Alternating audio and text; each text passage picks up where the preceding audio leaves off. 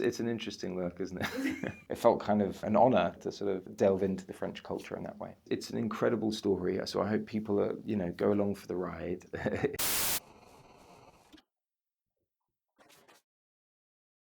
Quel est votre sentiment d'interpréter un personnage aussi emblématique que le comte de Monte-Cristo? I think one of the best things for me was that I wasn't overly familiar with the story and wasn't overly familiar with the previous renditions of the story or tellings of the story. So I didn't feel the pressure as much as someone else might if they were familiar. Obviously, I think the more I read and the more research I did, the more I sort of delved into the book, the more I read the script and then realised how many times this story has been told in different variations. I think, the pressure started mounting a little bit. I think you have to kind of remove yourself from previous interpretations and the sort of weight of sort of the public expectation. I think you just kind of have to focus on the script, focus on the part, focus on the story you're telling and treat it like any other job. So I did my best to sort of hide from the pressure. Qu'est-ce qu'il y a de français dans cette série internationale sur le comte de Monte-Cristo? Obviously it's set here, set in Marseille and set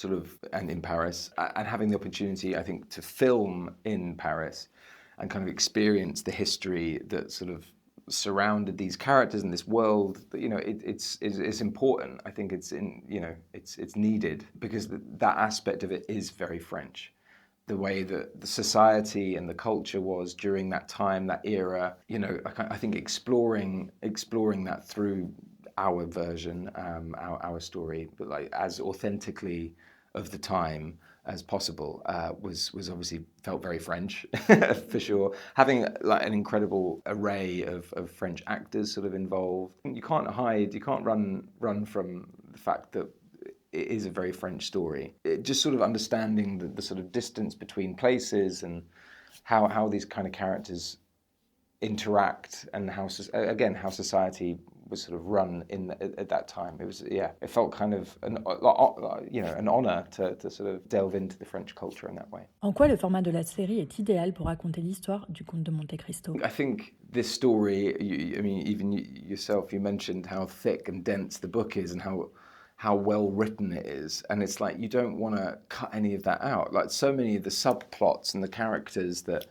introduced outside of Edmond Dantès are just so rich. It feels like such a shame. And I've obviously now seen other iterations of this story, and I'm like, they've completely lost this character. This character's been blended into that character. And as much as you'd still have to take some artistic license when making it, adapting any novel, I think we did a pretty good job of sort of telling the story as close to the bone as we could, and exploring those subplots and exploring those characters, and it makes the world feel more real, and it also allows you the time, because you have to obviously realise that Edmond Dantès' revenge plan takes time, and that's the whole point, is time and patience, and the fact that he is so methodically patient, it consumes him. And I think having the opportunity to explore that over 8 hours, feeling that sort of tension, and I think you have a better understanding of why this is necessary for him, because you see the discomfort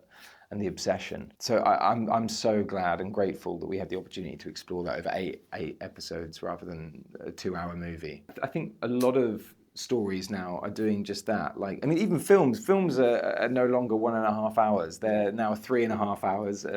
You go to the cinema and you have the opportunity, because people want that. That's why people are turning to the streamers more, unfortunately, because I think people want to understand why a person ticks. To be fair, I think the problem is people are getting lazy and stopping to ask questions. We want all the answers instead of leaving a film going, but what happened to him and why, but yeah.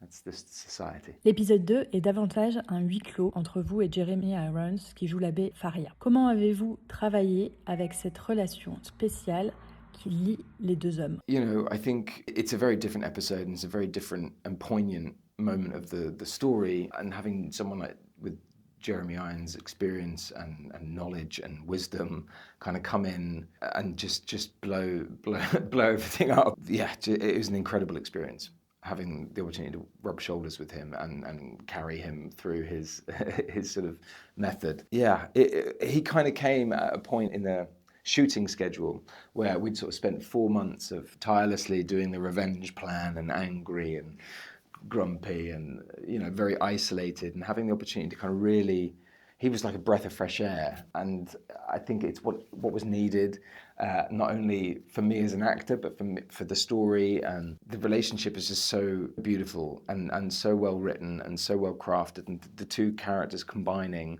and colliding through the story at that time when they both need each other. It's just, yeah, there isn't many stories like it.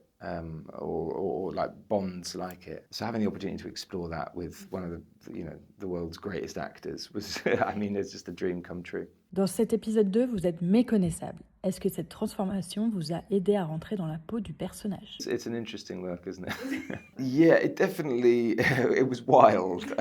We obviously tested different variations of the wig and how long the beard would be. And I personally tried not to think too much about it. I just kind of had to forget, because if you're living with it every day, you don't really, it's not a part of you, you know? So I tried my best to sort of avoid it, but you can't help the amount of dust that would get in my eyes, and the sort of hairs would get in my mouth, and yeah, it was nightmarish, but it felt real. And I think when you put the weight of those prison garments on, and really kind of I felt dirty and I felt disgusting, which is just the small semblance of what he would have been feeling at the time. So it's sort of important, I think, to as an actor to kind of have the right costume and to have the right look or have the right feel, and for it to be as real as it can be. So they were real hairs, not my own, but they would sort of individually put them one by one, one by one, with like glue, and stick them to my face.